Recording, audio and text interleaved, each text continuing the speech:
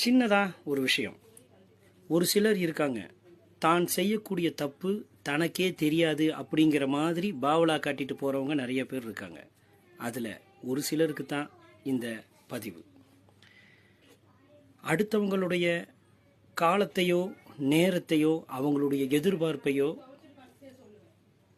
வீணடிக்கிறதுக்கு உங்களுக்கு எந்த விதமான உரிமையும் கிடையாது.